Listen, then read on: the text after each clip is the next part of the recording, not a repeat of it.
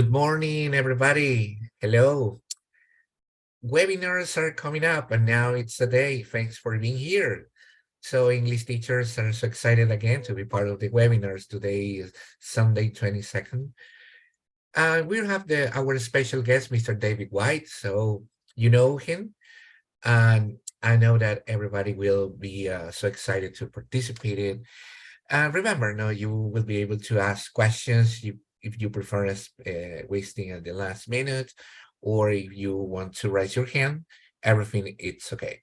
So just one reminder that I would send you is that keep mute, please, and we're going to avoid any interruptions during the presentation because our special guest will be talking. So in that way, we are going to avoid interruptions. Okay, so it's a pleasure for us to be here, David. So you're our friend. Thanks for accepting. How are Thank you, you? my friend. Thank you for the invitation and welcome, everybody. It's a great honor to be here, as always. It's nice to actually be doing a presentation close to home. During the pandemic, I've been all over the world without having to leave my office. It's been quite amazing. It's nice to be back close to home. So it's very good. And I know your office, David. I saw you in the pictures. Do you remember? You sent me some pictures. Yeah, I've just purchased 2 new buildings to expand because we've got our physical institute plus our online institute, but I've just bought 2 more to expand our physical classes. We're going to commence building on the terrenos shortly, although it'll be a timely process. I have faith in returning to the physical class. A lot of people these days are creating online institutes. I find online, honestly, to be, if best, 40% as effective as a physical classroom. So I'm not only maintaining faith in the physical, but expanding the physical, because we're getting a lot of people, especially younger people, who want to come back to the physical class. Our present institute has 7 classrooms and they're running full. So I've got to expand. So you've got to take a step forward during these uncertain times and take a bit of a risk, and expensive risk, but you know, that's life. I hope everybody is able to take risks and get our life back to what it used to be as teachers. I totally agree with you, my friend. So after the pandemic, so there are many people prefer now face-to-face classes. Online classes are also an option so that many people can take it, but face-to-face is very important. Hello, Mark. Nice to see you again. Do you change your mode? Now you're in your laptop or in your device, in your mobile phone? I came back with my laptop now. It's okay. How are you, Mark? Good to see you. It's been a while. Hey, it's been such a long while. Yes, quite a while. It's good to see you.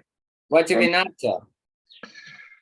Oh, what have I been up to? Well, that's a big question. I got my institute, which I'm just expanding. I've just bought 2 new properties for that, 2 new terrenos to build new physical ones on, physical institutes. Wow, if you need any help, just let me know. Yeah. Plus, I'm the director of El Cultural, an American school, which is El Cultural is a bilingual center in IBNA, and we have a large bilingual IB school. So I'm the director, headmaster of those, and our teacher training work and conferences and other things like that. So life is busy. Life is always busy. That's great news. Yes, we're always busy, you know. So English teachers, administrators, when we are in charge of EFL, so we are so busy, you know. That's okay, David. Now you are available to start. Now you can present your slide, my friend. Myself up here.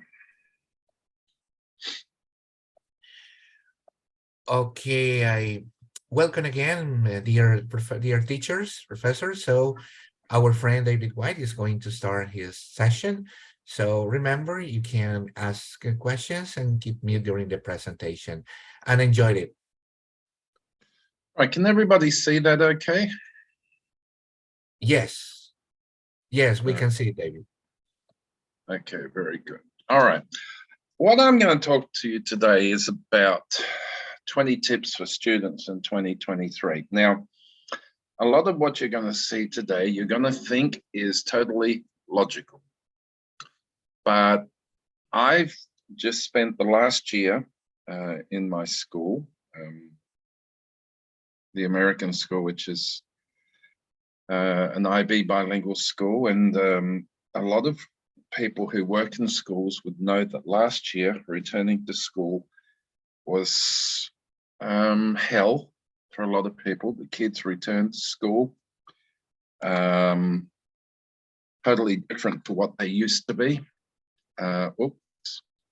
They came back to school with many different psychological problems, which they didn't possess before the pandemic.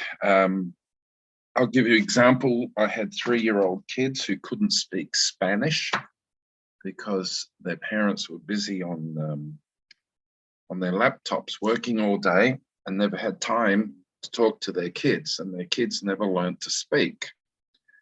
I had kids whose parents were busy, so they spent a lot of money buying them violent video games. And when they came back, their mind had completely changed from their normal reality to, you know, virtual warrior land. And kids who were previously good came back quite violent. They wanted to live the life of the video game.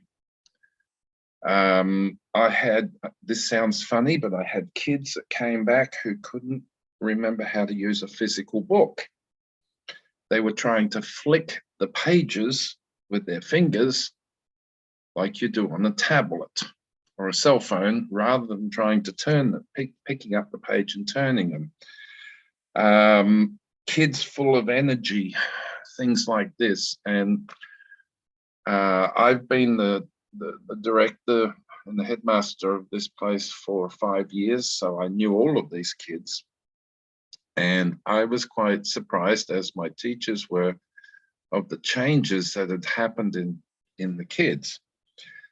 Of course, we started back in hybrid, which was an absolute disaster, having half the kids online and half in the classroom, because it was difficult for difficult, if not impossible, because the kids were full of energy and excitement. They wanted to be with their friends. They were kids at home were yelling to the kids in the classroom and vice versa. And the teachers were trying to keep their mind in 2 different places. They were trying to employ 2 different forms of methodology and maintain concentration in 2 different areas, while kids were crawling around on the ground, running out of the classrooms, all different sorts of things. We took our convivencia from pre-pandemic 3 people to 11 people to maintain the safety of the kids who just wanted to have fun. And we had to employ extra psychologists and everything just to maintain the psychological health of the kids and the families. So it was a very difficult year. The other thing I noticed was that many teachers had lost their automatic skills, their classroom management skills, because for 2 years they'd been online, and they had to change the way they teach, the way they approach students, and it took time for them to adapt back to the physical classroom, especially for a lot of younger teachers, because a lot of older teachers, there was a lot of older teachers who pulled out of teaching during the pandemic. They were too old, they were not of the age or mentality or technical ability to adapt, survive, or psychologically survive in the Zoom world.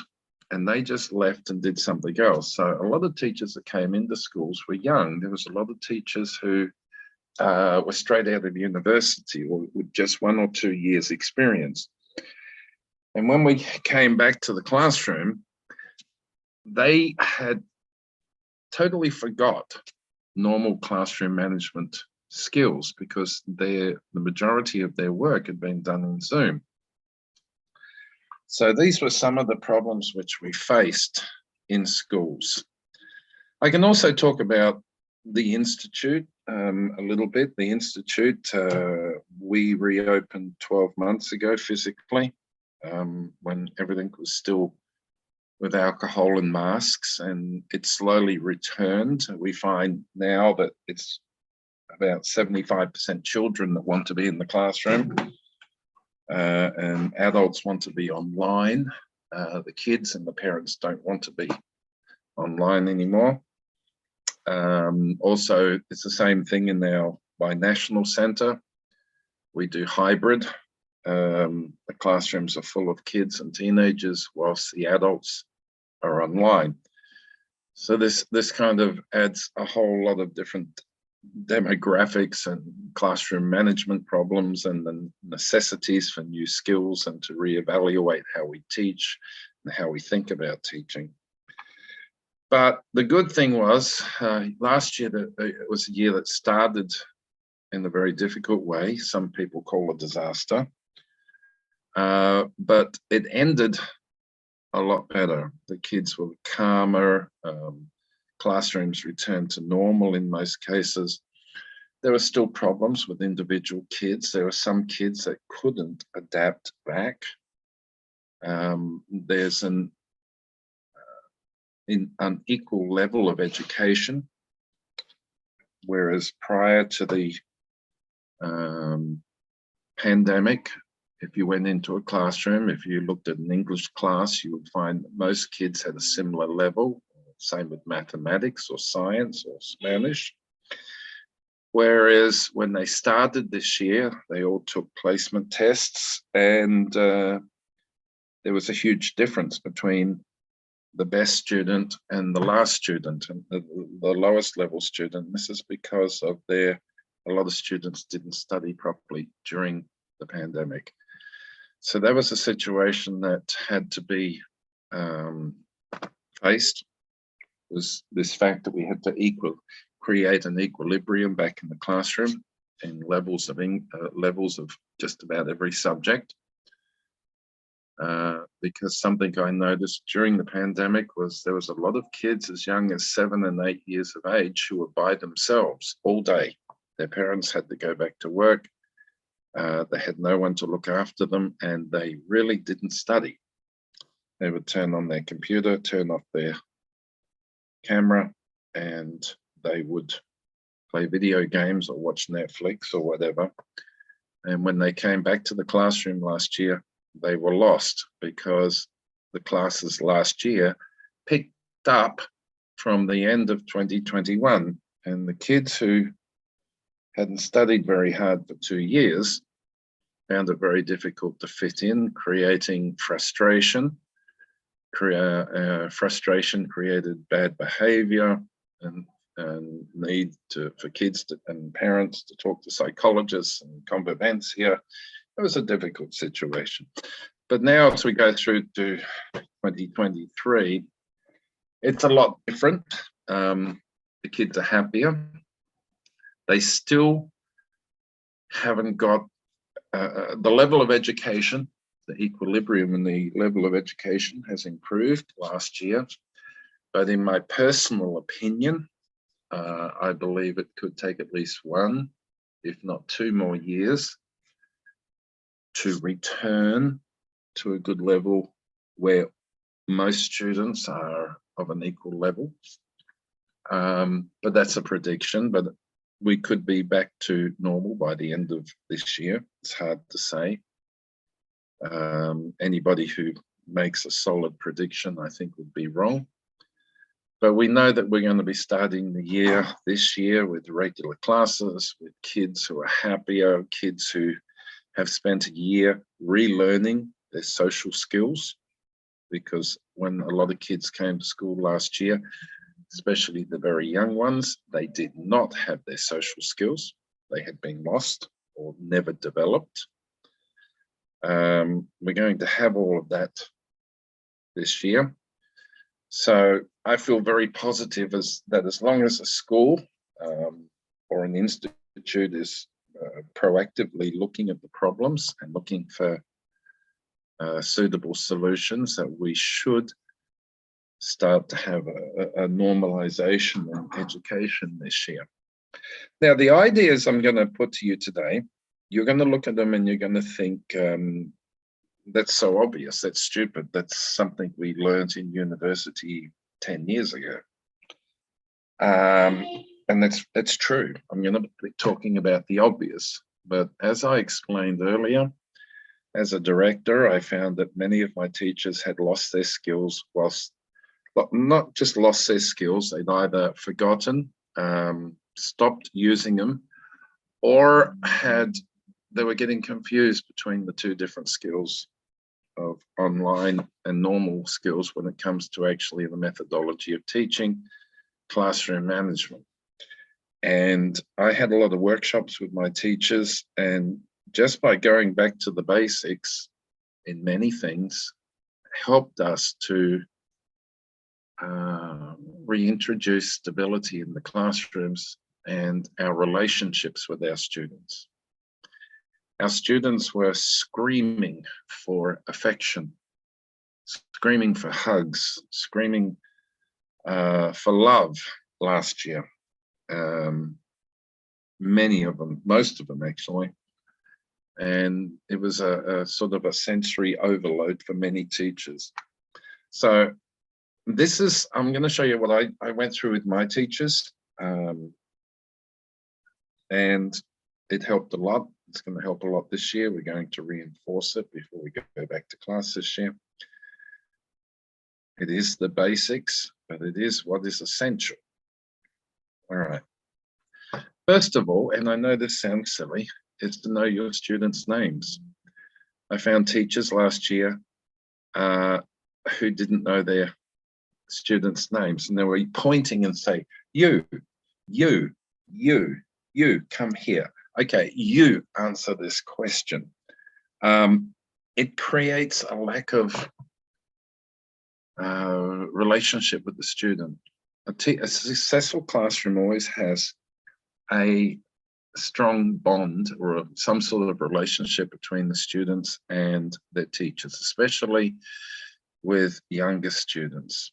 A lot of teachers found it difficult for some reason to remember the names of their students at the initial part of the year. They did by the end of the year, but when they didn't know the students, there was problems. A lot of students, when they spoke to the psychologists in the school, says, my teacher doesn't even know who I am. Many students commented that the teacher didn't know their name. Now, when a student makes a comment like that, it means that it's personally important to the student or personally upsetting or something like that. So it's very important that, once again, we know our students' names, we use our students' names, we don't just point fingers and say you. All right, it's very important. Another one is to thoroughly plan every class and be prepared for any situation. This, once again, is what we call boilerplate 101 teaching. You think to yourself, I'm always planned for every class, I'm always prepared for any situation. One thing I found after the pandemic is when we use the terminology prepared for any situation, last year we faced more situations than probably we would have faced before the pandemic. Even up until December, I still had kids who didn't want to talk, kids who didn't want to participate, kids who would just sit and cry, okay? So you have to be prepared in every single way possible for any situation that you can face in the class. If you have a student that starts crying or whatever, we have to be prepared for that so that our classes continue. We have to have our classes prepared in 3 or 4 different ways to suit 3 or 4 different sorts of days and 3 or 4 different sorts of moods of our students. Because during the pandemic, one of the big problems is many families separated. Many families suffered violence because they weren't used to being together for so long. They suffered financial stress. People lost their businesses, people lost their jobs. This puts stress on the kids. Kids always express their emotions. So be prepared for this, because there are a lot of kids who are feeling a lot of pain, and that pain will still continue even to today. During our break at the moment, I go out to lunch and dinner with families, with students. I visit them in their houses. I talk to them because they're having problems and they want to seek advice. Because even after a year of being back at school, the consequences of the pandemic are still there. The way the kids act is still different, and we must be thoroughly planned for this. So that is something that we must take a lot of consideration about. Pay attention to the strengths and weaknesses of our students. Reward the strengths and strengthen the weaknesses of each of our students.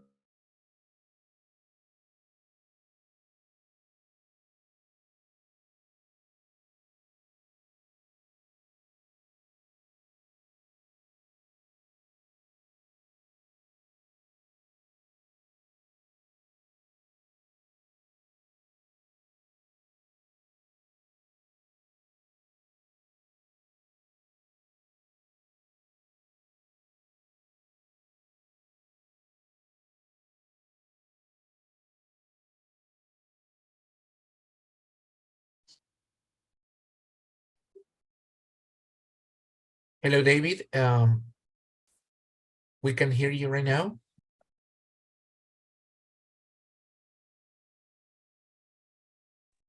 Yes, we can hear you.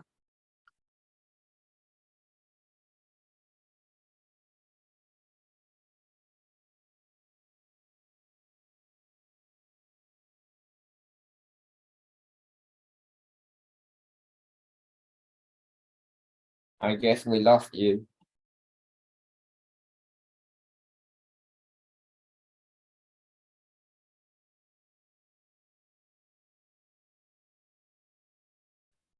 Okay, dear teacher, just wait for a moment. Maybe our friend David is having some interference connection problems. Okay, so let's be patient, and we're gonna wait for him. Okay.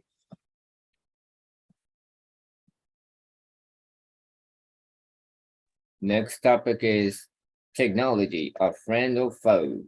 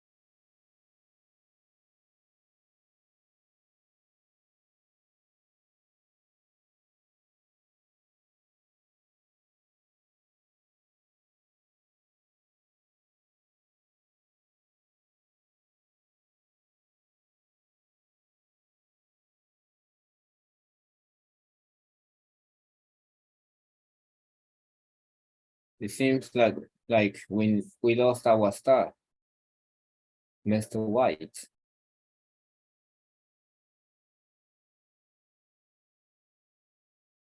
Yes, he recently was texting me and he told me that he is trying to reconnect, you know. So he told me please that just that he's sorry now because he's trying to reconnect him.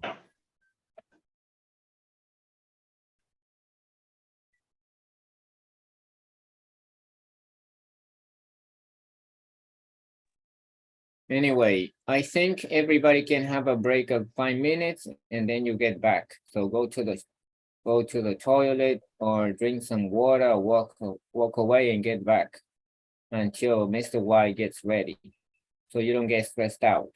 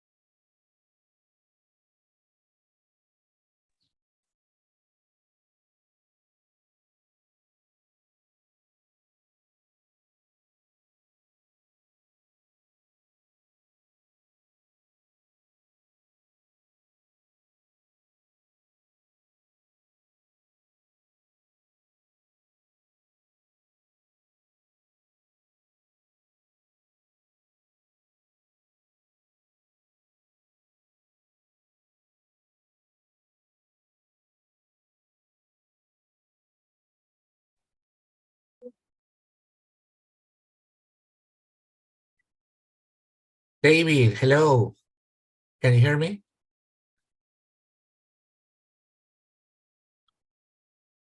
Yes. Hello, Andres. Hello, hello. Hello.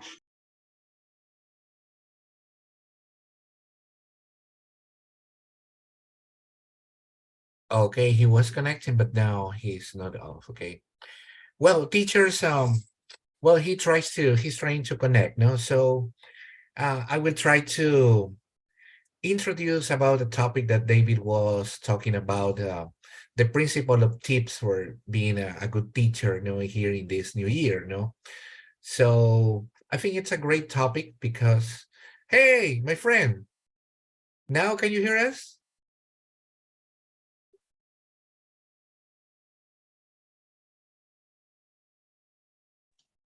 My friend, hello, I'm sorry. My computer decided to do a maintenance run. How's that? It says we're going to do planned maintenance. No, don't worry, David.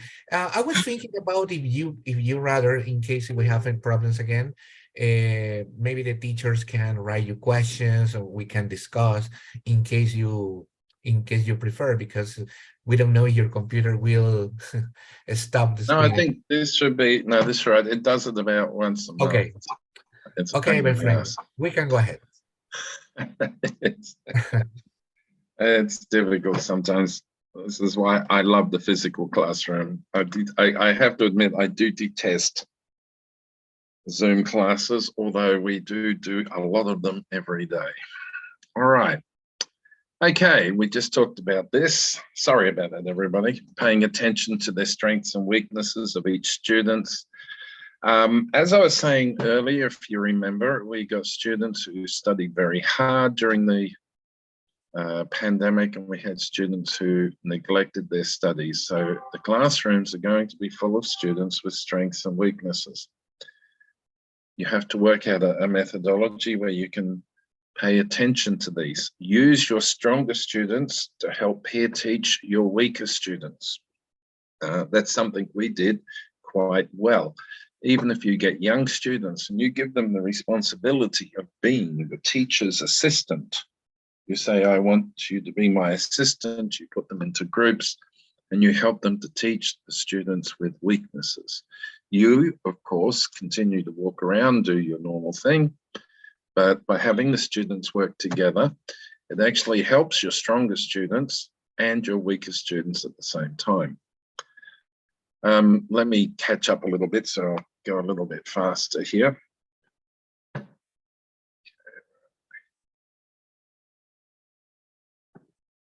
Vary your strategies for how you give instructions. Something that I've noticed very much is the kids have come back with a lot less concentration span. The 20 minutes, if you want to maximize what you teach your kids, 20 minutes, and then change it to something else. It can still be the same subject, it can still be the same content, but change the way you do it, using visual aids, warm up, different sorts of technology, web pages, whatever, demonstrations, challenges and games, discussions. If you're doing more adult students, lectures, case studies, groups, whatever, group work. But I've noticed whether it's adults or kids, their concentration span has come down a little bit. If you're working in the university, I suppose adults are a little bit more disciplined than kids.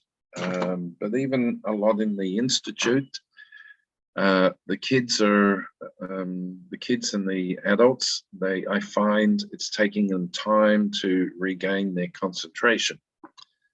So vary the activities you do, vary the way that you deliver it. Try to do things, change your methodology for around about 20 minutes each part. You can still teach the same thing, but like you can give instructions, then slip into a game, then discuss it, etc., etc. This is all part of the planning that we talked about previously. This way you're keeping the students' brains more engaged. It's getting them back to the physical. because as I said in one of my earlier slides, the kids have become so virtual that they're finding it difficult in the physical. And I know that sounds strange because we live in a physical world, but we've filled their brain with virtual for 2 years. So we need to maintain this different sorts of sort of presentation strategies and structural strategies, keep changing it every 20 minutes so we maintain connection with the kids, maintain them thinking, maintain them wanting to participate. Create, in the classroom, create a comfortable and successful learning environment. A lot of this has to do with vibrant colors. Put vibrant colors around your walls. Get the kids to do posters and things like that. Put them around the room. Give them something that's cheery rather than just bland.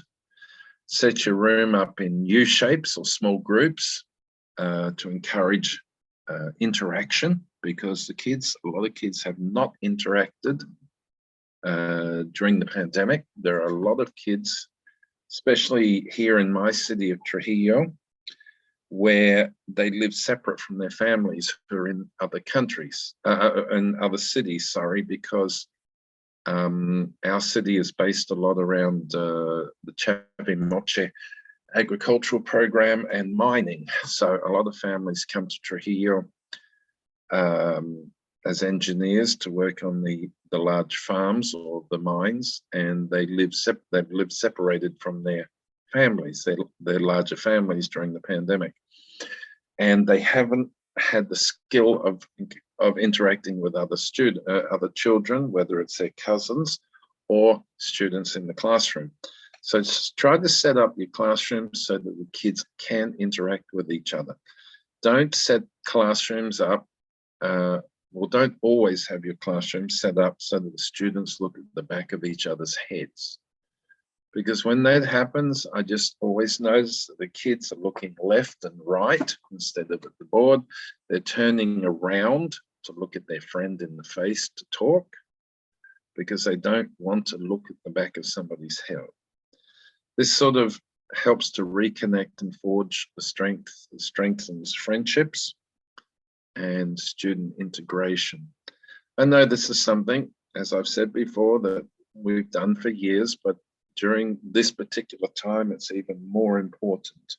And it's more important for different reasons. Why we used to do things previously is not exactly the reason why we do them today. I found this year, some teachers, after sitting down for 2 years, were tired, physically tired, mentally burnt out, and they would just sit a lot of the time. Don't sit or just stand in one place, all right? Even if you're finding it difficult after being online for 2 years, move around the room as you teach, take personal interest in your students, look at their books, look at their worksheets, look at their projects, take personal interest. Don't use your cell phone. Don't bring a laptop into class and sit there preparing your next class while your students are doing their present class.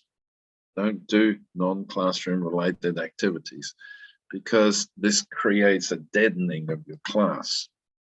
I've seen a lot of teachers do that last year. They came back exhausted. I'm tired from standing all day. I've been sitting for 2 years. I haven't got the energy. Like I said, especially older teachers. I know I found it difficult to get back physical myself last year. So don't just sit, stand, walk around. Have the true teacher's habit of integrating with your students. Take an interest, talk to them, give them positive feedback, etc., etc. Keep your cell phones out. I personally don't allow, well, I do allow WhatsApp. That's the only thing I allow in my classrooms, because that's how we communicate. But I do not allow teachers to do anything else on their cell phones. It's against my rules, because it takes away their attention from their students. Talk to your students, explain what you're trying to achieve.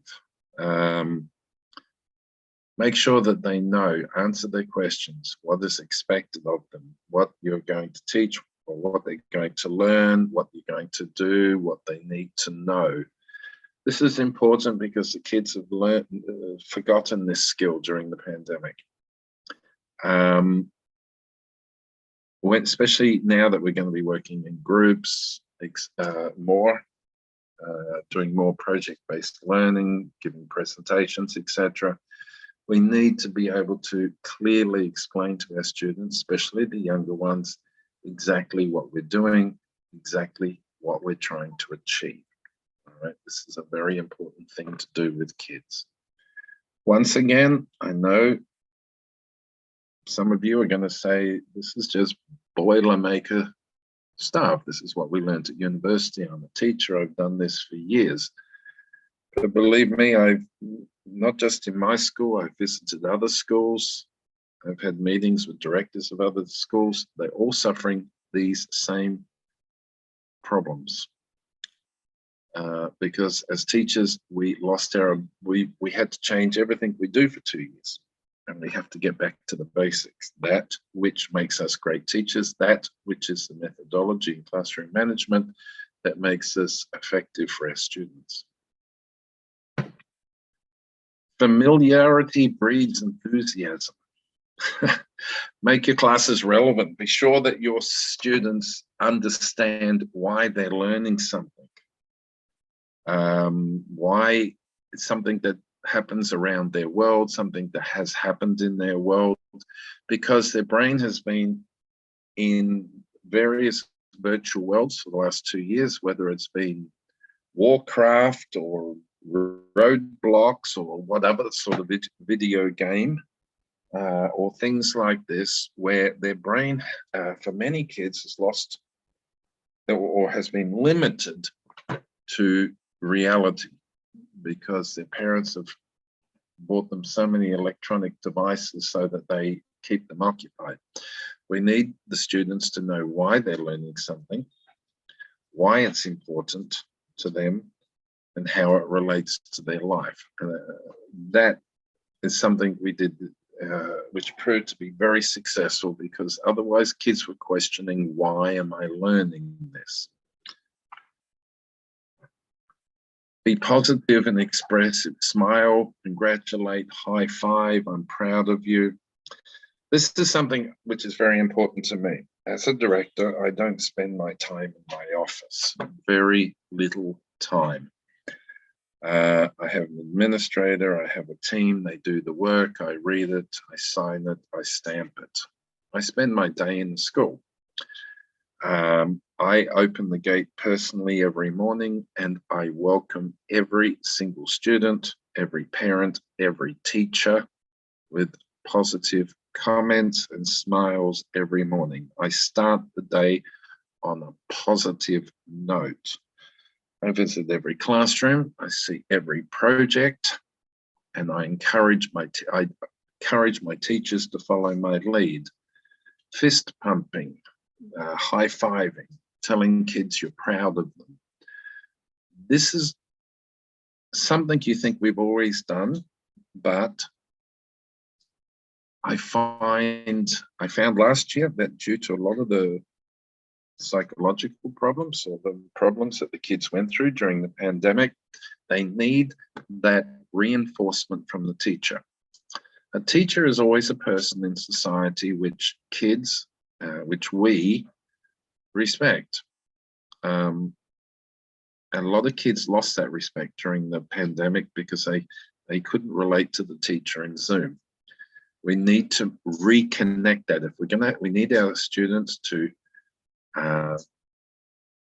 be proud to be part of our class, to respect the teacher and what they say. And to do that, we need to earn that respect. It should not be something that comes natural just because we studied in university and we have a piece of paper that says I'm a teacher. Teachers, like everybody else in society, have to earn the respect of their students. And that comes through being positive, by pumping up our students, supporting our students, positive attitude, smiling, congratulations, high-fiving.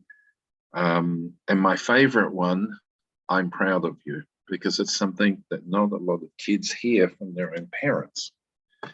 This is something that will recreate that very important bond and connection between student and teacher, and want your students to want to do good things for you, because they want to hear your positivity all the time.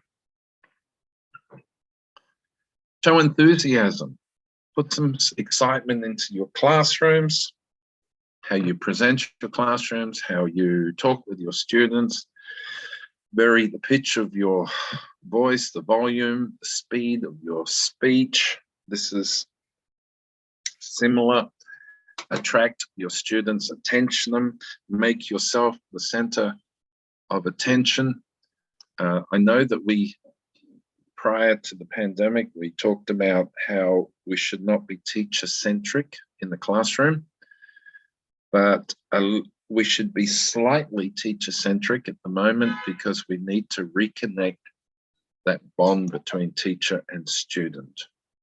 So whether you talk a lot or talk a little, you give long or short presentations, give a lot of enthusiasm, attract the kids' attention, make them want to study, make the kids enthusiastic to want to study. Very, very important. Paint a picture in the mind of your children. A lot of teachers do this, and it's proven very important. I found last year, paint a picture in their mind, giving them plenty of examples, share personal experiences with your students to make what you're teaching them relevant. Stories, things like this, because kids, I found last year, a lot of kids were questioning the purpose of what we were teaching. After they just spent 2 years where marketing companies all over the world were telling us this is our new world, this is our future, we're going to live in with artificial intelligence, we're going to spend our lives on tablets and laptops. The old world is dead. The pandemic has created a new reality. Big companies created a marketing thing that kids took notice of. I've had kids talk to me, I don't know why we've come back to school. The future of the world is in our homes on computers. We know that this is not true, and it's not healthy for the mentality of our students. So we need to paint a picture in their mind by giving them examples that what we do is relevant. Share your personal experiences. Make it so that they understand why they're learning something, and that the world is not going to be a virtual world, and that the world is a physical world. Our younger students need to understand this. It's very important. Encourage students to share their ideas and comments, even if they're incorrect. It doesn't matter. Don't be harsh with students if what they say is incorrect. Compliment them for their incorrect compliments, but correct them. That's a great idea, but you never know what a student doesn't understand unless you ask them. You don't know how good they are until you ask them. So asking for student feedback, I found last year, was more relevant than what it was prior to the pandemic. And by allowing students to express themselves, you allowed the students to reconnect with their class willingly. It really did work very well. Even small kids, we were even asking 3-year-olds, 4-year-olds, and 5-year-olds to share their ideas and comments and even their opinions of the class. And it made them feel important. Never ignore or neglect your students, all right? Don't turn your back to them when you teach. Don't sit on your cell phone. that's ignorant and rude. Okay, it's not what teachers do. You got to maintain your eye contact, move towards your students, interact with them, show interest, nod your head, smile, listen to them, comment. You got to remember that these students are the future of our world. One day when we get old, they are the people who are going to be looking after us. They are going to be the future government, the future business leaders. If we don't do a good job now of fixing the problems associated with the pandemic and make education relevant and interesting and personal for the kids, then I hate to think what our world's going to be like. So create that bond with your student. Don't show them your back.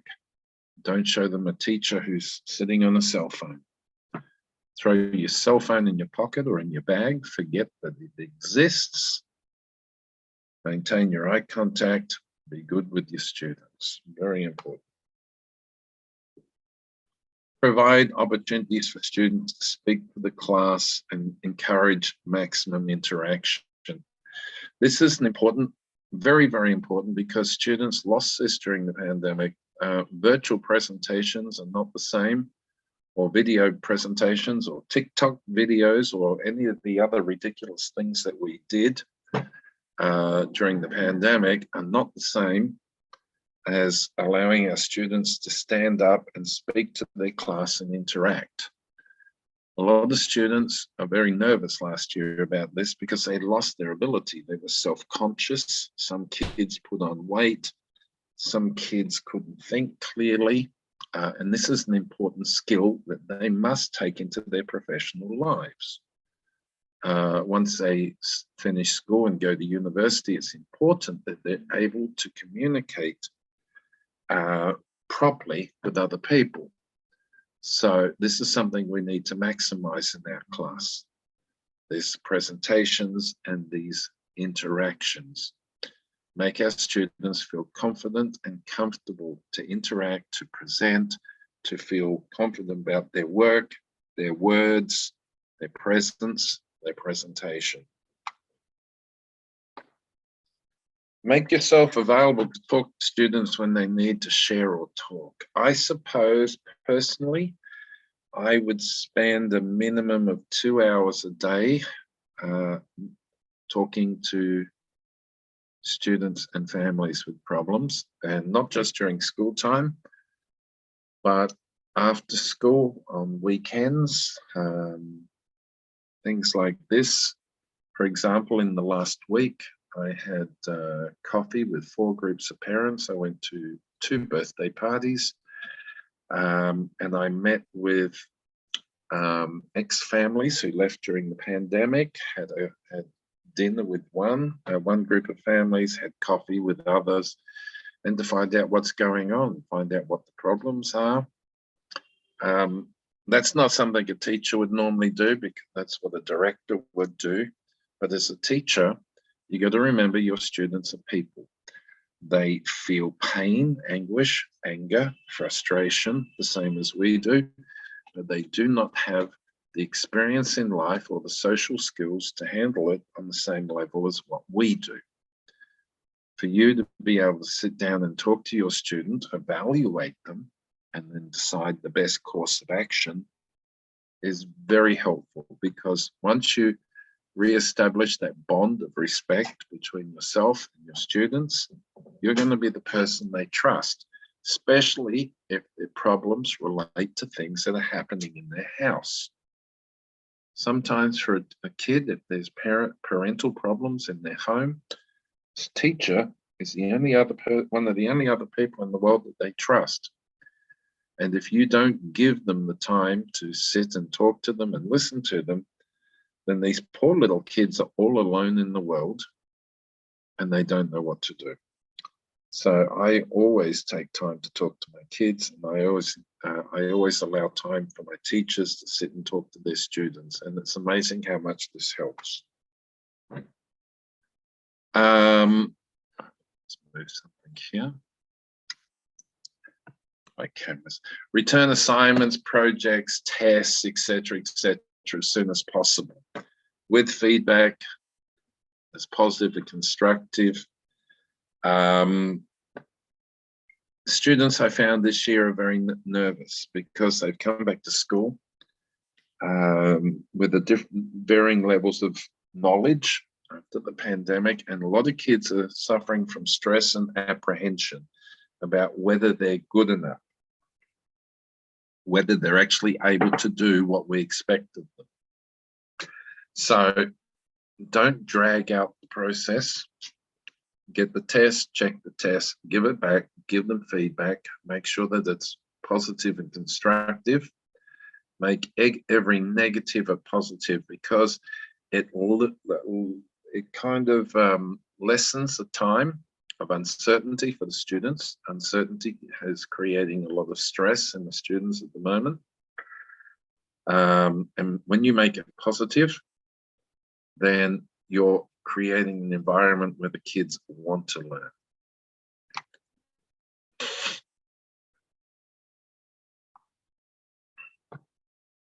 Be fair, kind, and consistent in your treatment of students. Something I found with a small percentage of teachers last year, when the situation in classrooms were very stressful, especially during hybrid classes, was the teachers would give favourable attention to the students that were easy to control, and they would get quite angry, yelling, or lose their cool with the students they couldn't control. This can be a natural reaction sometimes. It was a very stressful situation. But we have to be kind, fair, and consistent with everybody. All right? Whether they're good students or bad students, they need to know that you're on their side, that you understand, and you treat them fairly. Some of the kids have come back full of anger and hatred, bad feelings, confusion.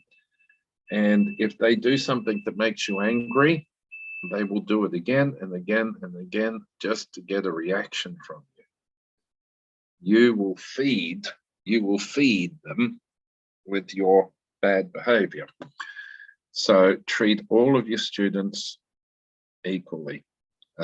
I saw some classes that were disastrous because the only classroom management some teachers could do was to yell at students when they couldn't control them. And it was an absolute disaster in every single way possible. Keep classes, your activities to around about 20 minutes. I spoke about this before. Kids have more difficulty now than they did before the pandemic of maintaining attention for long periods of time. Not just the smaller kids, but the kids up in the higher grades of secondary school. Plus, I find this in my institute, and my institute has a lot of adults and university students. Their mind tends to wander away and they start to think of other things after about 20 minutes. So even if you're going to teach the same thing, just switch up how you do it.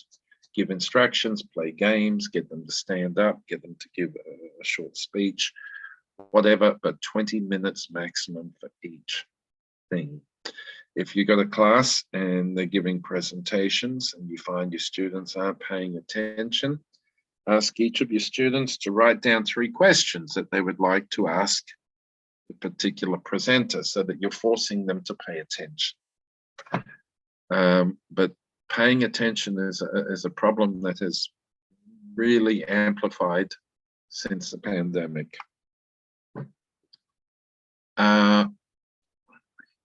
Don't be afraid of criticism. Teachers hate criticism from students. They believe I am teacher, I am God in the classroom, and students shouldn't criticize me. Well, don't be afraid of criticism from your students. Involve your students in your teaching. Ask them for suggestions. Ask them for feedback. What did you think about that? And when they give you something that you think is negative, explain to them why you do it, or why you can't do what they say, or whatever, but make them feel that their ideas and their suggestions are important. Once again, a great way of maintaining enthusiasm and contact with your students in the class. Makes them want to participate if they feel that they are respected. Personalize your classes to tackle specific issues. This is an interesting one I want to explain to you. During the pandemic, a lot of parents came to me with problems. You know, I can't get my kids to do this. I can't get my kids to do that. My kids won't take a bath. My kids are dirty. My kids won't make their beds, etc., etc. So I started to write books for kids, and I would read them to the younger students. And the books were designed to be both fun and to tackle the issues that the families were facing. And then after I read the books to the kids, then the kids had to make a video of them doing it, okay, whatever the problem was. Not all of the books tackled the problem, because I like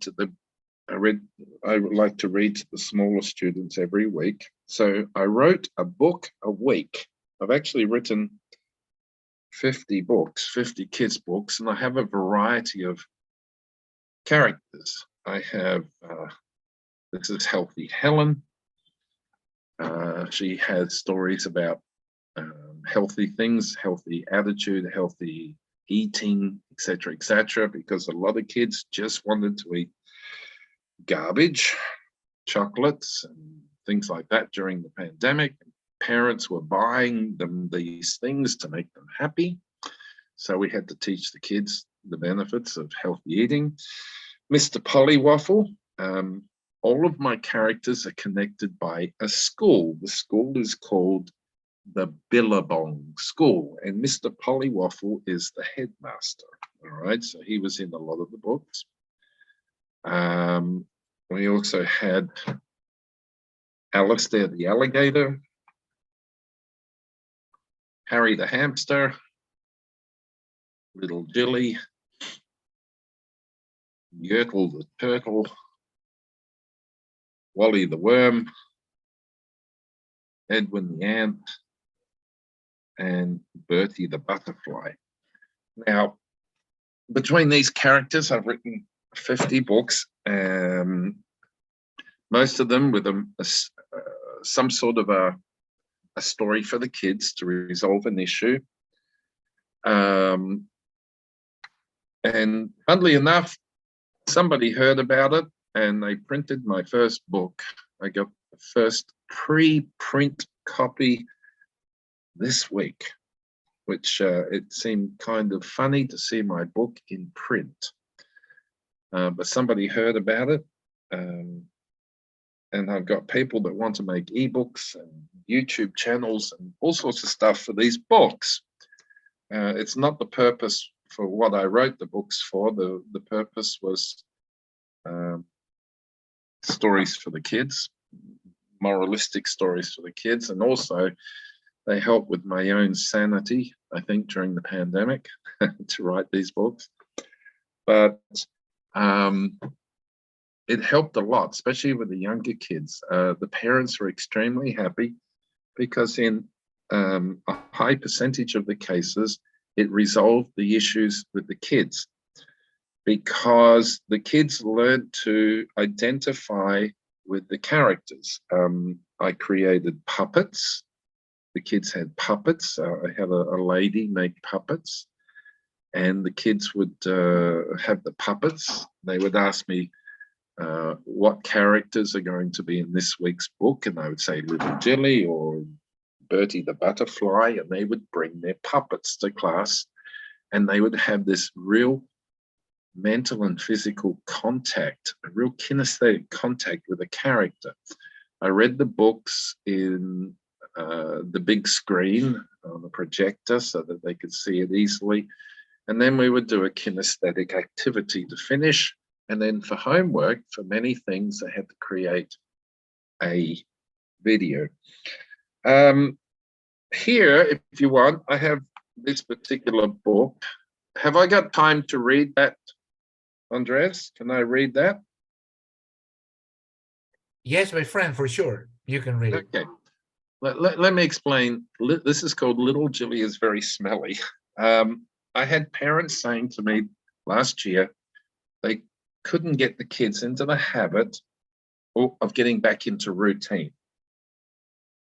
Kids didn't want to go to bed early at night, or they were going to bed and they had their cell phones or tablets in their bedroom and they were playing games or with their friends until 2 or 3, until whatever in the morning. Even small kids were playing basic games. And then when they got up in the morning, when they woke up in the morning, they couldn't get out of bed and they weren't having showers and looking after themselves. It was a problem several parents spoke to me. So I wrote this book called Little Jilly is Very Smelly.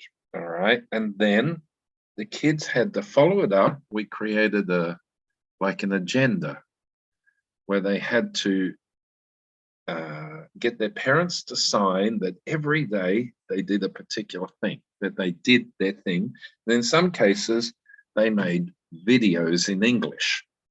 And we did this with kids from 3 years old to 3rd grade. That was where we had the biggest problems. All right. So they had to do something and get their parents to sign their agenda. And then they would bring, when I would have class with them, I would stamp the agenda and tell them how proud of I was. But the whole thing started with the parents telling me this problem, and I wrote this book to address the problem. So just let me read it to you so you can see. This is what I talk about when I say personalizing our teaching to resolve issues. I just got to get rid of this thing here. Okay. My name is Little Jilly, and my mummy is very unhappy with me because I am always so dirty and smelly. Today, she is taking me to the spa, she says. They will make me the most beautiful girl by far. But no, I really just don't want to go. On my nose, I have a great big yellow pimple. Every day it grows bigger and bigger and bigger. My mummy says it's because I don't wash my face, but I don't like water because it's cold and wet. Oh no, do you hate to wash your face too? These questions we use to interact with each other, and the kids will interact when I ask the questions. I also have holes in my teeth. They hurt and they hurt and they hurt. That's the truth. My mummy says that's because I don't brush my teeth, but I don't like toothbrushes poking and poking and poking in my mouth. Oh no, do you hate to brush your teeth too? My hair is so greasy, sticky and floppy. It smells like a hamster and it looks like one too. I don't like to wash or brush my hair. I really just don't care. But my mummy says that soon I could look like a baboon. Oh no, do you hate to brush your hair too? My fingers and toenails are dirty and long. They are black and blue and they are smelly too. I don't like to cut them or wash them either. I just like to leave them the way that they are. My mummy says that soon they will be so dirty that mushrooms will grow there too. Oh no, do you hate to wash your feet and cut your nails too? My ears, they too are so dirty, they are full of wax and grease. They are so full that I have trouble to hear. My mummy says that soon they will be so dirty that potatoes will start to grow and bloom. Oh no! Do you hate to clean your ears too? Today is the day to go to the spa. But no, no, no, I don't want to go. Mummy, mummy, please, please, please. Mummy, mummy, I don't want to go. They poked and they pushed and they brushed and they prodded. They cut and they trimmed and they even painted. They scrubbed my face and squeezed my pimple. They cut and painted my nails on my toes and my fingers. Oh no, what can I do? But then when they finished, oh my goodness, I was so beautiful, I just couldn't believe it. I looked so soft, I looked so clean. I looked the most beautiful that I had ever been. Mummy, mummy, come and see. Mummy, mummy, come and look at me. I told you, my darling, look and see. No more mushrooms or potatoes in thee. Your pimple is gone and your hair and face are shiny and clean. Your nails are beautiful and shiny to see. Oh, my darling, how beautiful you look to me. Mummy, mummy, please, please, please. Just one more thing, please, please, please. Yes, my darling, what would you like? Could we please go to the dentist? I also need some work on my teeth. Now every day I wash and I scrub, I clean and I buff, I comb and I laugh. Now I am so happy, beautiful and clean, and I will never ever want to be dirty or smelly again. The end. That story worked. That story took me, I think, 4 hours to write. About 4 hours to write and illustrate. And had huge success with the kids. All the kids wanted to tell me how clean they were. And they bought their special little Jilly agendas to class that their parents had signed. I even had kids coming up and say, do I smell good, Mr. White? You know, and it was all because of this book, you know, just because of this book. And it really was quite amazing. The kids had a lot of fun with it and I enjoyed doing it too. So that's my 20 tips. I hope that you enjoyed that. I'm sorry that we had a bit of a break, technical issues. But like I said, a lot of it's common sense. A lot of it is what we learned at university, but I just find that after a period of such change in technology, getting back to the basics is what we need to be told that we need to do and what we really need to do. And a lot of teachers, especially younger teachers, are confused about what are they supposed to do these days? Because they've been, after 2 years of being online and changing everything they knew and did, they just found it difficult. So, do we have any questions, my friend? I see there's a lot in chat. You can ask me. How's that? Yes, dear teacher, this is the moment that we have our questions, please. If you would like to raise your hand. Hello, miss. I don't know how to say your name. I'm sorry. Shueda. Shueda. Hello, Miss Shueda. How are you? Where are you from? Well, greeting from Alta, Egypt, greeting for Egypt, and congratulations for the wonderful presentation, David. Wow, Thank you. I am impressed. I love indeed. Egypt. I love Egypt. Yeah. I haven't been there for years, actually. It's a beautiful Perfect. place. You can visit us. I will come back Okay. again one day. Hopefully you can do that. Okay, back to my question. David, I really liked the way you composed or created your park. This is at the final, at the end of your presentation. It was really epic. I like it. Yeah, But thank you. you're most welcome. My question is that you used like rhyming or a rhythm in your book. What sort of literary work can I call this book? Is it a prose? Is it poems or what? Because I'm not an I call expert in it this. rhythmic English. That's just what I call it. A lot of people have different terminologies. I'll tell you the truth, it's just what came out of my head. I write the story for myself, and then I go through it and I write it for kids. You know, I mean, you got to go, it's like, it's so big. Because it's all, like I said, it's all about painting a picture in the minds of the kids. Instead of saying it's so big, you emphasize, you make a point of something. It's so big. It's so huge. It's more, I suppose for me, it was more about the storytelling than the story. Because when the kids sit there with their hands on their head, leaning on their hands on the table, staring at the screen, holding their puppets, you know that you've attracted their attention.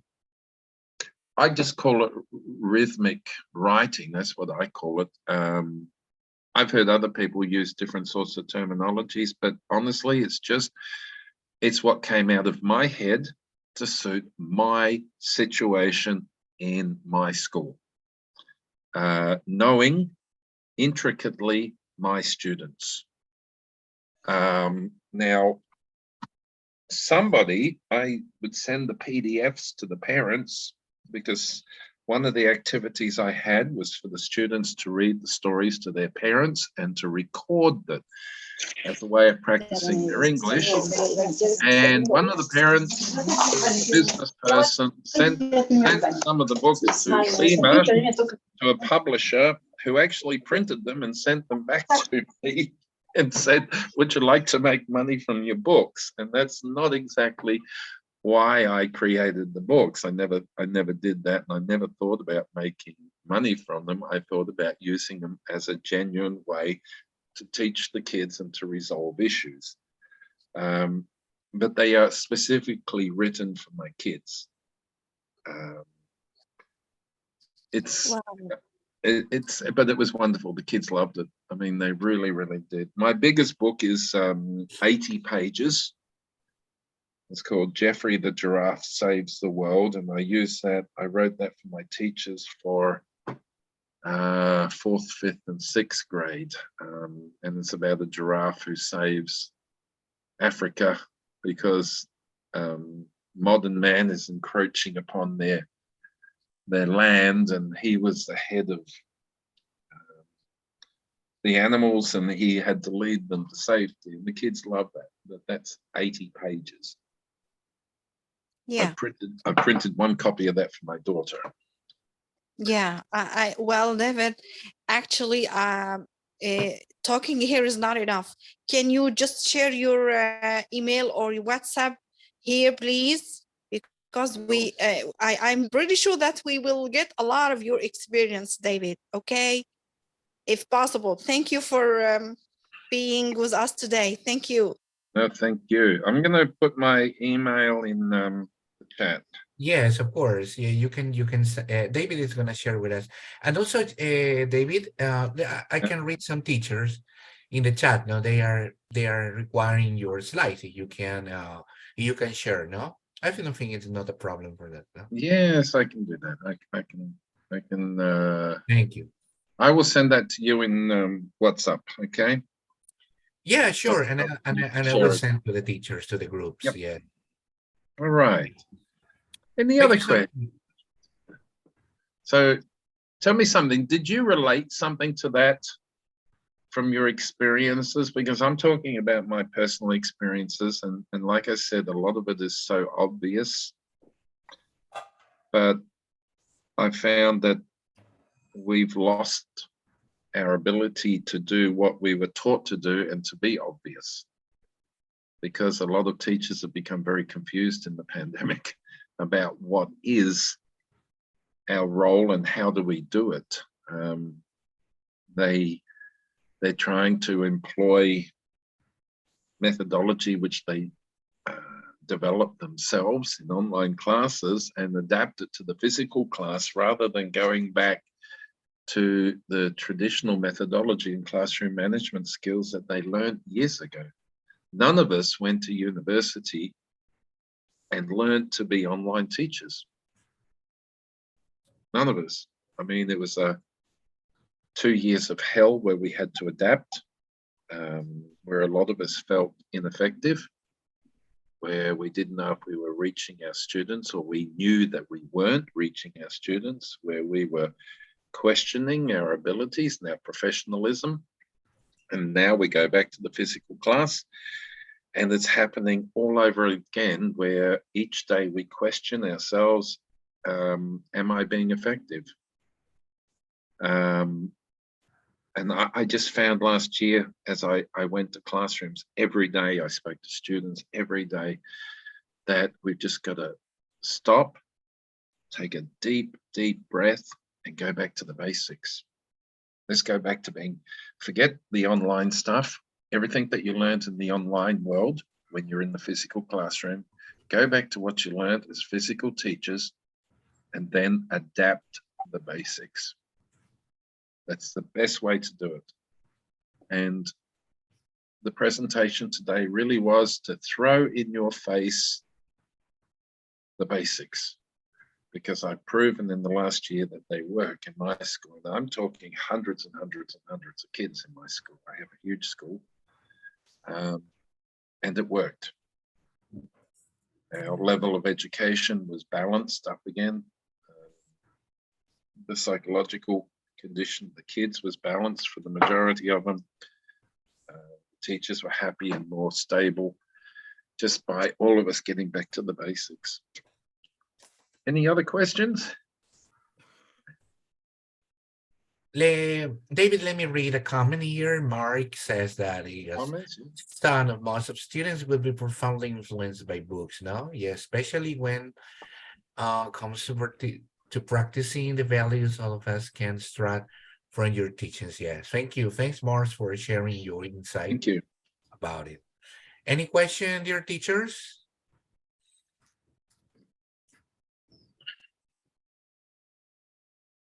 See if I can't get this camera of mine to work properly. Yeah, I saw someone raising their hand, but I don't know. Yeah. Well, David, I would say that this topic was really interesting, and all of us, we English teachers, that we follow you and we consider you as a mentor, because you're a person who always share with us ideas. No, and now I told you because I some of us, especially in Ecuador and maybe in Peru, now where you're living now, there are some teachers that learn from you. You share very enthusiastically. So I admire you, because I saw your profile, your pictures, in the way that you weight your students in the entrance of your institution. So it says more than simply being an instructor. No, you are a human being, a person who are concerned about the issues, human issues. So that's what teachers admire. So the way that we transmit not only knowledge, experience, we also share values and things like that. No. Well, I practice what I preach. I know every student in my school, and I'm talking hundreds of students. I know every student because I welcome them every morning at the gate. I visit them in their classes. I watch their work. I talk to them about their personal problems, their school problems, etc., etc. It's nobody for me has ever been a number on a computer. And that's always been my success in life is the fact that I personalize everything. And there's something I try to get my teachers and other teachers to do, is to remember that teaching is not just to earn a salary. I mean, we create the future leaders of the world, of our own countries. And if we do a bad job, all we're going to do is affect our own world. If we look at our two countries at the moment, Peru and Ecuador, both of them, and even Egypt went through problems, is because we have people who weren't educated properly in systems that treat them as numbers rather as individuals. We don't treat them, we don't educate them properly. We don't treat them with respect. We don't give them the values that they need. And ultimately, it affects our lives when we get older. Because these people go from being our students to the leaders of the world that we live in. And if they do a bad job, seriously, there's only two people that can be blamed: their families and their teachers. That's it. Because we are the ones who instill knowledge and value and direction in their life. So if we go to school and we teach, or whether it's a university, a school, or an institute, and we treat our students as just numbers, we don't care about them. We don't give a rat's ass what they think or do, and we blame them for their failures rather than blaming ourselves. And all we're doing is harming our own future and our own future world. You know, I mean, I believe that students don't fail. I believe that teachers fail students. I proved that. I was the senior teacher in the Binational Center, which I'm the director now. And I was responsible for international exams. Most of my teachers had a success rate of around 50 to 55% of their students pass their B2s. I had 87% of my students pass their B2s. So I was at least 20 to 25% higher than the other teachers. And that is only because I took every single student's success personally. So this, for me, that proves that the success of my students in the majority of cases is the responsibility of a teacher. The teacher motivates a student and pushes a student to want to learn and want to pass, then you can do that. But if you go in there and treat them like a number, and you treat them all as equals, and you just teach them and say, your future is your responsibility, and if you don't learn, it's not my fault, I'm giving you English, then you're the one that's failing them. They're not failing themselves. Because it's like I said, look at their strengths and weaknesses. Strengthen their weaknesses and work on their strengths as well. And then you're going to find your students passing and using their English and everything else they're taught in the world in school, and they're going to make our world a better place. Our world is headed for disaster, and the whole responsibility lies at the feet of family and educators, because we don't do a good enough job. That's my personal opinion as a teacher of many, many years. Absolutely, David. And I'm completely sure that all what you preach, you do it. So that's a very important. And thanks for sharing with us. No, so Graciela Martinez, she's from Argentina. Thanks, Graciela.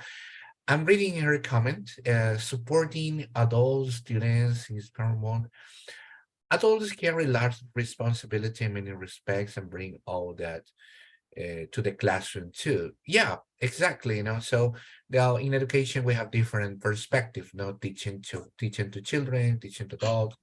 But anyway, you know, so I think that the ambition that we have about instruction or educating people is equally, you know, is equally partially divided in different forms. You know, treating children is particularly loving, caring, sharing tenderness, and obviously adults more instruction, partnership, and also coaching. No, so because they're also professionals that want to follow up different perspective. No, thing. Yeah, but with adults and teens, you've got to explain to them why they're learning English.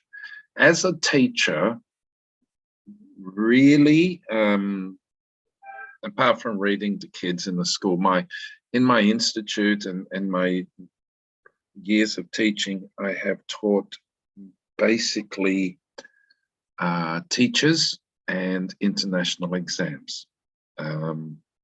That's what I've always done. I've never done basic or intermediate English. I've always done international exams, and teachers taught academic writing, different sorts of things like this. Now, I have successfully sent more than 1,200 people to other countries. And that sounds like a lot of people, but that's not all for education. Some of that's been for work and travel, for au pairs, for cruceros, whatever, many different things, immigration. But all of them have improved their life through English. And I motivate my students by telling them why the hell they're learning English and what you can achieve, and how English can change their life. This is not just some subject which you have to take mandatorily to get your university degree. This is a subject that you can then use to get your master's degree in another country, because there's over 1 million scholarships a year of varying percentages available for people. But you've got to have a level of English. So I show students pictures of my students. I even have my students, when they return, come to visit my students in the school and talk about their experiences, to motivate. So I motivate my students as to why English is so important, and how it can change their lives. Because a lot of kids just think it's another subject to learn, and they don't realize that it is actually important, and they don't realize that it's going to improve their life. When you make it obvious to them that they can improve their life, then it gives them that motivation to go further.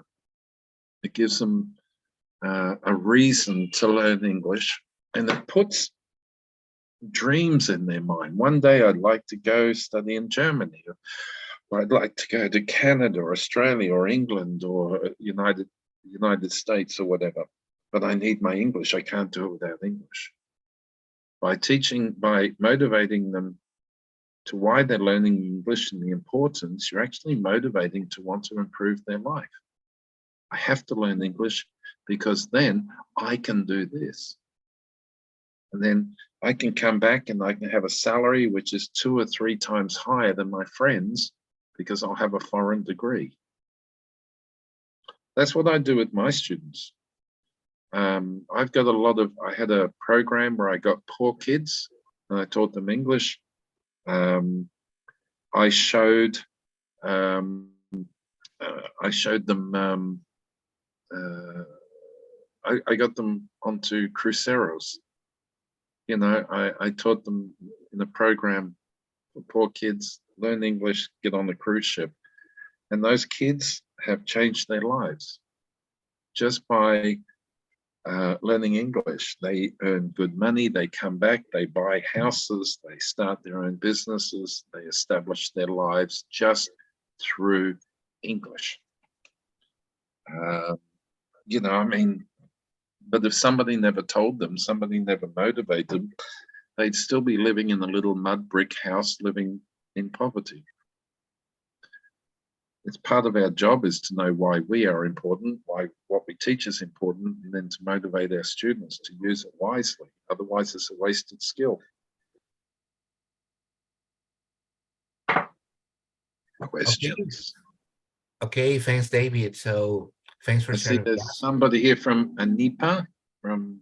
Yes, I am Anipa from Kyrgyzstan. David White, I want to give you Hello, one Anita. question.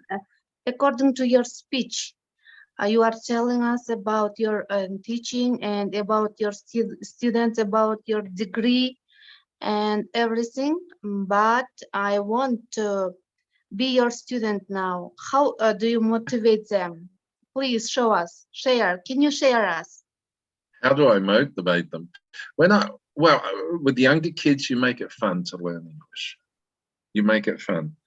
But when I get to my secondary students, my university students, my professional students, especially in my institute, we sit and we talk as adults, not as teacher and student, and I talk about my experiences in life. I talk about my students. I show them pictures. I say, this student here started out poor. She now studies medicine in the United States because I taught her English. I talk about one particular student. Her name was Lady. She came from the worst poverty possible. She used to sell candies to survive. And now she studies mathematics. Now she studies medicine in the United States with a full scholarship. I taught her English for 3 years for free, and mathematics. I even had to feed her because she didn't have enough money for food. I did that for 3 years, and then through the US Embassy and Fulbright Commission got her a scholarship for the United States.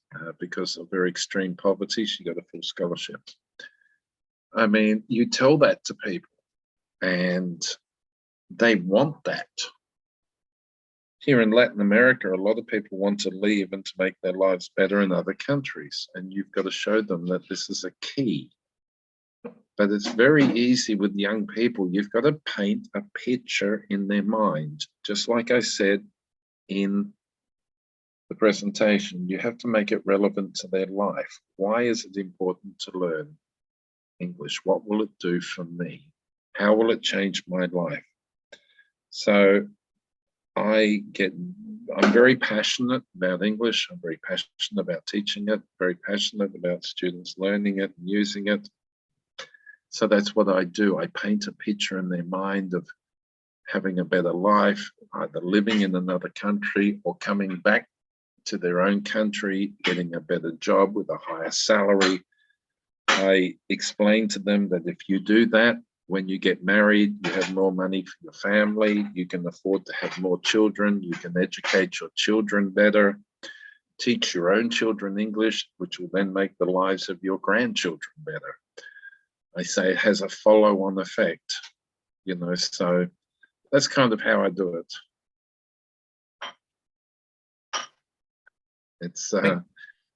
You've got to have a personal passion for it, and it comes from my experience, I suppose. I've been here in Peru now 21 years.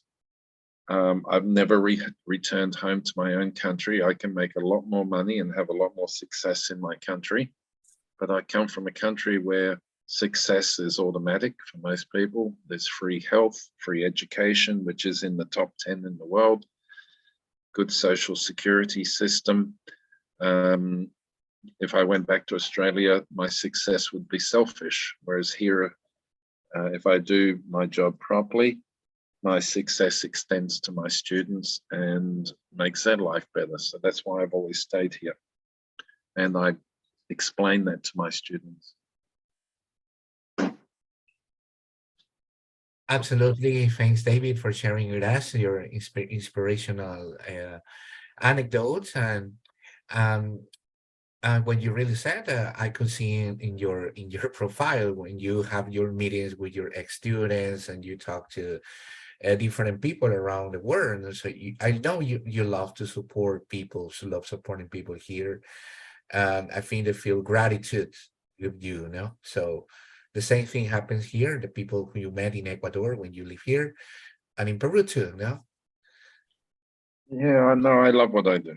I mean, it gives you a good purpose to get out of bed every day, to be the best you can be.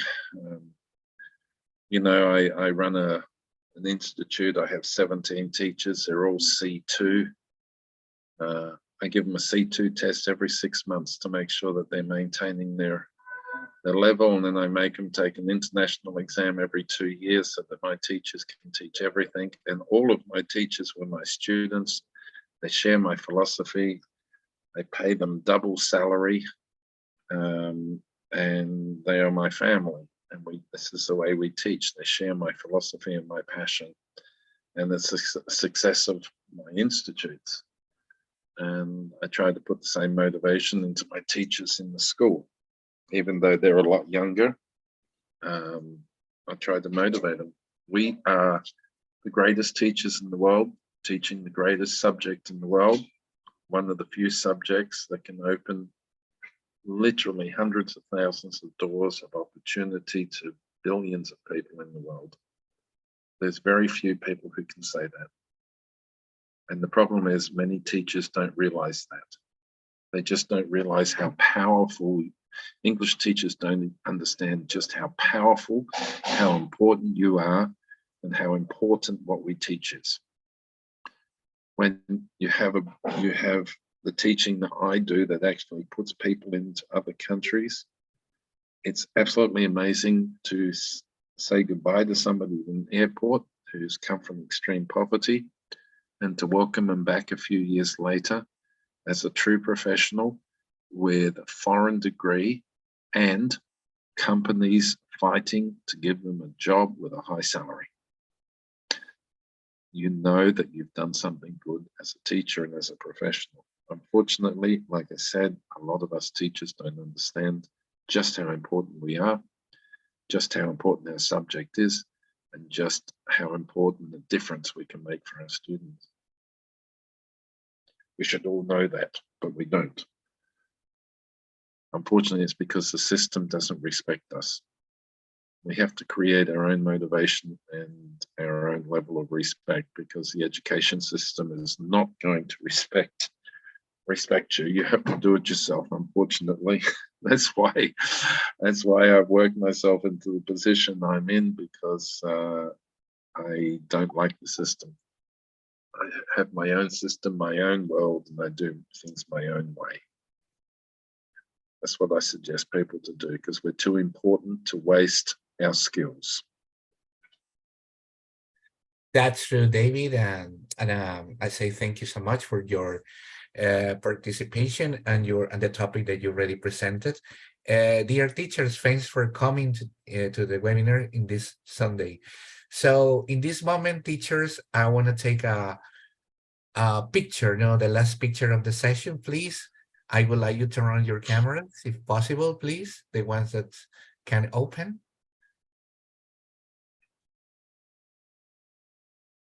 If you take it quick, I'll turn mine on before it goes crazy. Yes, absolutely. Okay, hello, Maria. Hello, Lucy, Alexandra. Thanks for meeting you. All right. Okay, dear teachers, wherever you are, in every country where you're from, please, it's a pleasure to invite you for the next webinars. Okay, so put your best smile, so be happy, and say webinars. Webinars. Okay, I took some pictures. Thank you so much. I hope you have a very nice, friendly day with your family, with your beloved people. Okay, thanks, David. Okay. Thank you, everybody. Thank you, my friend. Thank you, everybody. I hope that it was useful in some way. It's always a pleasure. Anytime, give me a call. And I'm always interested in talking. Well, final word, can I? Yes, Well, absolutely. David, I'm really impressed by the way you are running your institute, and I really like to communicate with you in the future. Please be in contact. Not Thank a you. problem. Thank you. My email's in the chat, so you can always send me an email anytime you like. Thank you so much. I actually presented in Egypt in 2020 during the pandemic. I did 14 countries during the pandemic, I think.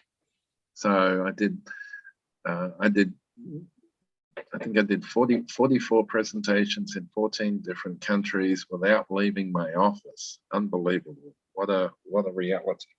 So send me an email and we can have a talk. Okay. Glad to hear you that. So send me anyway, Dave, in case you Yep. want to read your email, I will read it. Okay. All right, I will. Thank you. Thank Have you, a everyone. nice Sunday. Bye-bye, You too. everybody. Take care. Bye, Take everyone. care. Bye-bye. Bye. Thanks for coming. Bye. Take Bye, care. everyone. Bye. Bye. Bye. Bye-bye.